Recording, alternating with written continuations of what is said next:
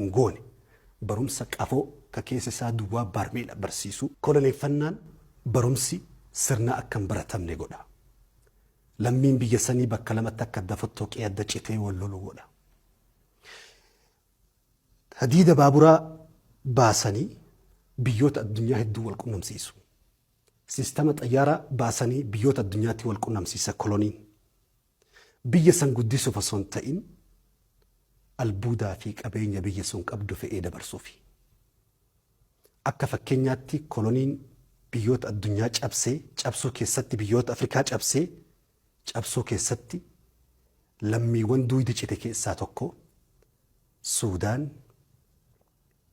سينا كيستي سوداني يوفدني سوماليا يوفدني أكا فكينياتي كاسو دندنيا كولوني فنان يوكا إلي سمين إساء إيغا أمتا سني كيسان باو أمني بكلمة چابي واللولاتوري يو كولونين إراكا إلي دفي أرارمي فون توكو تأيدي بأوف وقوة إيراتي فرطا سبب كولوني هيو بيا بقاتا بيكا بيك أبدوتو بيا راديما وان كولوني سيوهك إبالو ديدي ني أجيفما إلمان بيا كولوني فتيسان تؤفي چريكاتي آنان لغا أبان لمين بيا سني هوري تأي بيا سن كيستي قبرنا ما تأي وارديا بالبال إيقو تأي هفا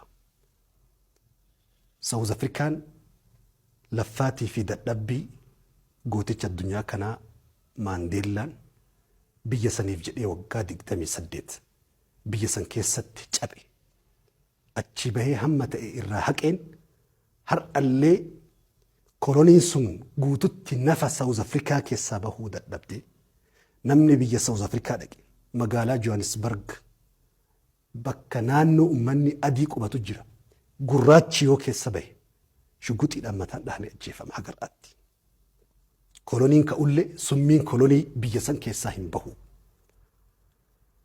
magaalaa Cape Town xarafa South Africa daangaa yoo gadi buutu biyya ummanni naannoo ummanni adiin jiraatuu fi ummanni gurraachi jiraatu jira kun mana caraqaa beetii jedhan mana dulloomee caccabe keessa tiisisa wajjin jiraata gamatti yoo achi ilaalte manneen adii jannata fakkaatus magaalaa Cape Town keessa jira koloniin hanga gaafa jiru san qofa biyya nyaatu summi inni achi dhiisee deemu dhiiga ummata sanii keessatti hafee waggaa dheeraa biyya san rakkisa lammaffaa hiyyummaa Afrikaatiif qabxiin guddaan lammaffaan waraana keessooti akkuma qabxii duraa irratti kaafne koloniin wanti inni hambisee deemu والأبي في والنياتينسا إلمان بياتي بكلمة تجابسي جن وراني كيسو وانتوتا أفريكا بركوتيسي قبيني أوفين بربدي سان كيسا وراني كيسو قهي أنا تبأتير أفريكا هي يوم سو كيستي فكينيا بيا بداتو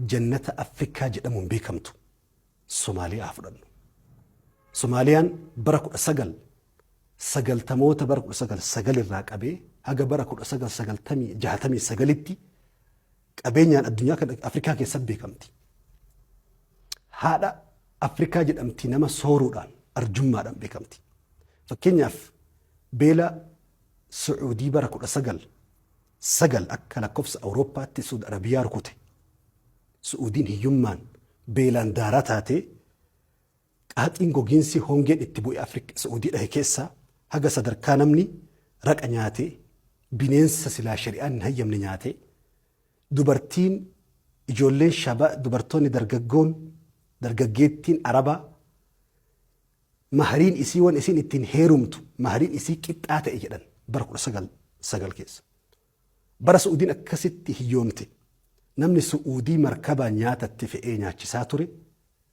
أمة صوماليتي صوماليان أكسينان هموتي كوربيسا توكو قرأة فون برباتشا ميتي تيروك أوفا كيسا فوداتي تيروك أوفا برباتشا كوربيسا قرأة تيروسا بربرين توكاتي فون سنقوتو دربجا قوفرة وقوتا إباتما دوبات يو دي بيتلي وقا إباتما في صومالين بيك أبينيا تورتي بن باتوتان وقوتا إباشان دورا قابا صوماليا زيارتي سي كتاب إساء رحلة بن بطوطة كجدم فولغر إبا أفوري رتي ummanni Somaaliyaa arjummaa fi qabeenyarraa nyaata dalaganii urgeessanii nyaata bareedaa qarqara galaana Maqdishoo taa'an jedha bishaan gubbaa. Fageenyarraa doonii keessummaa dhuftu yoo argan jalbaa xixiqqoo tan yaabbatanii fuulduratti keessummaa simatan natu dura dhaqee nyaachisaaf. Akkas jedha bin baatuu ta'an. Biyyi kun wanni inni cabeen waraana keessatti waraana waggaa 20 Somaaliyaa daaraa godhe. Har'a addunyaa tana keessa bittinnaa'uudhaan Afrikaa keessaa biyya feete dhayxee uummata Somaaliyaan dhabdu. Hiyyummaadhaan beekamu. Biyyoota dhiheenyatti durummaadhaan baynu ka amma immoo daaraa ta'an fakkeenyaa kaafnu Suudaanii ollaa teenya rabbi irraa haadhaamsu ibidda san. Uummanni Suudaaniin sanduuqa nyaataa jedhamuun beekamti. Akka Afrikaatti qabeenya irraa jechuu. Biyya warqiitillee har'aa miti dur waggoota 150 durallee seenaan ni hima. Biyya warqii ta'uu. Har'a sababa waraana keessoo isiitti bakka lamatti falaxamee waraana jidduu isiitti gaggeeffameen har'a kaartaa isii qofatu addunyaarra jira malee Suudaaniin hin jirtu har'a. Guyyaa tokkochatti namni 2,000 boolli qotamee gurra'ame. Suuraa satalaayitii gubbarraa kaasu dhiigni naannoo qeeraa akka waan bakka horii itti qurra'anitti dhangala'e Suudaan keessa yeroo ammaatti. Uummanni siyaasaadhaan kufee qabeenyaan kufee waan har'a sa'aatii anan haasawaa jiru Suudaan keessa deemaa jirudha. Sababa waraana keessooti jechuudha. Waraanni keessoo ilmaan biyyaa kasilaa humna diinagdee fi guddina biyyaa ta'an qawwee baatanii akka isaan dirree waraanaa keessaa qallaba shugguxii fi qalawii akka isaan ta'an taasisa. Waraanni keessoo hayyoonni abbootiin qabeenya biyyarraa baqatanii biyyi sammuun biyyaa akka keessaa dhabamtu taasisa. Waraanni keessoo diinagdee waggaa 20 waggaa 50tti ijaarame guyyaa 5 keessatti akka diigamu godha. Waraanni keessoo bu'uuraalee misoomaa biyyi tun deebiftee argatuun itti jabaatu waggoota dheeraaf akka barbadaa'u taasisa.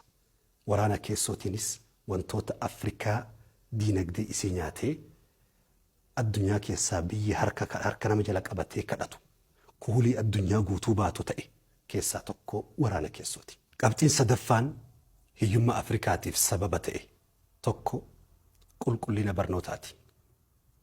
Afrikaa keessatti barumsi baratamu barumsa barataa hojii barbaadu uumu malee barumsa barataa hojii uumu miti. Maal jechuudha? Waggoota 12 waggoota 15 haga waggaa 20 wahiitti barumsa fixa namni barumsa keessatti umrii isaa fixa. Gaafa achii bahee barataan kun hojii barbaada malee hojii uumuu hin danda'u. Irra hedduutti jechuudha. Barataa harka qacaramuu mootummaa eeggatu waggoota dheeraa barumsa keessa fixe. Silaa barumsi kalaqa fida. Waa uuma. Teknooloojiitti saayinsiitti akka waa dabalu godha. Qaroomina addunyaan har'a qabdutti. Barumsi waa kalaqu. Wanti kalaqame sun immoo hojii uuma. Hojiin immoo mallaqa fida. Mallaqni immoo guddina biyyaati. Hiyyummaa biyyarraa kaasa.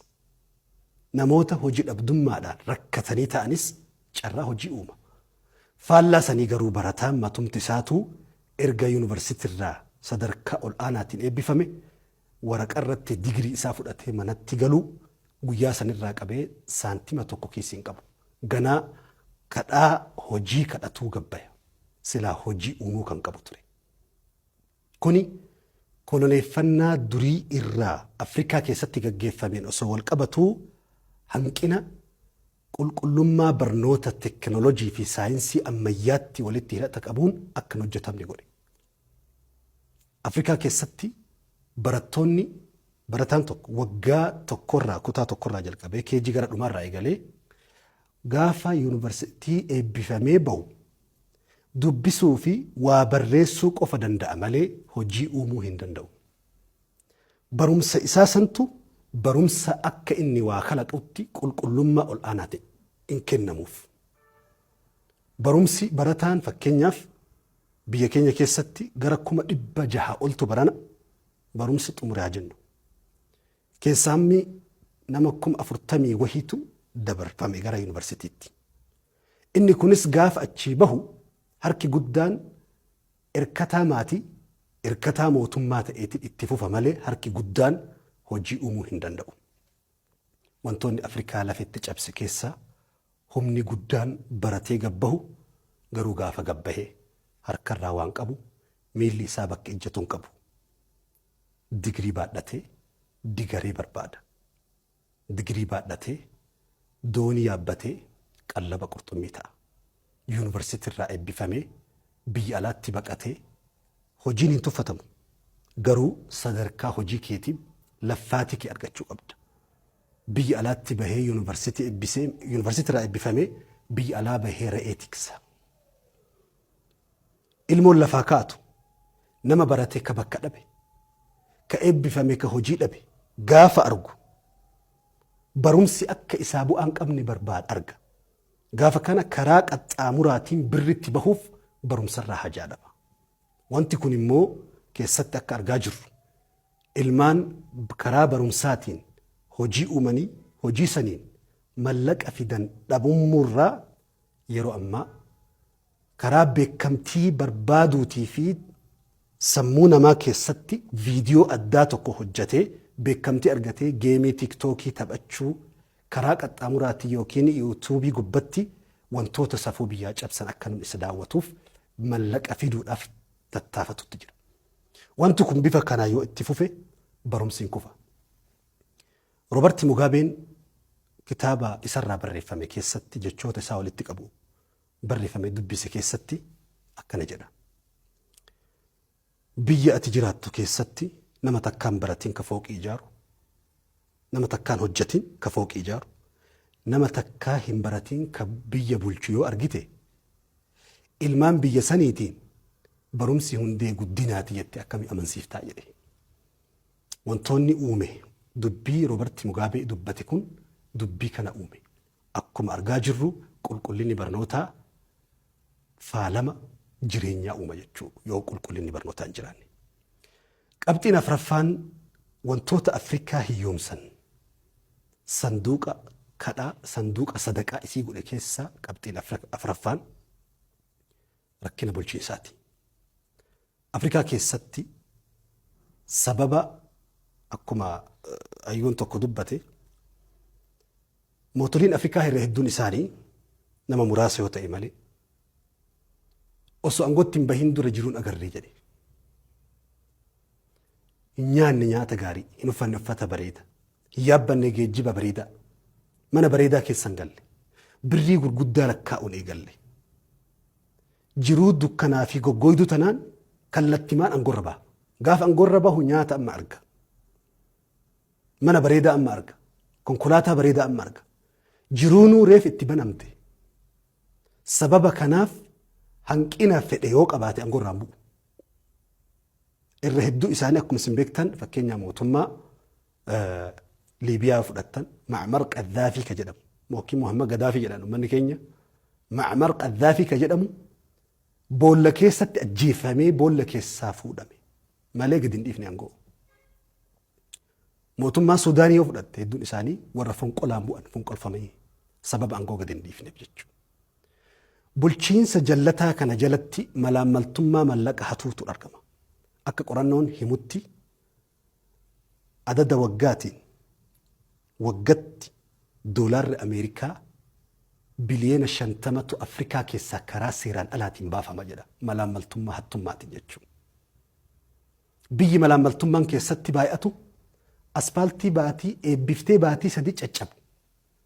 Riqicha guyyaa ati eebbiftu siin jigu Afrikaa keessatti malee argitu barkana. Addunyaa keessaa osoo maqasii fudhatanii eebbisaa jiran riqichi jigu. Aspaaltii baatii sadii afur booda dhoqqaahu. Hospitaala keessa meeshaa hatamu. Hospitaala keessa nama dhukkubsataa du'aa jira nama kiniini hatu jechuudha. Afrikaa keessatti malee agartu. Malaammaltummaa hattummaa. Mallaqni doolar Ameerikaa biliyeeni 50 waggatti karaa seeraan alaatiin Afrikaa keessaa bahu osoo biyya keessatti hafee bu'uuraalee misoomaa meeqa tolcha.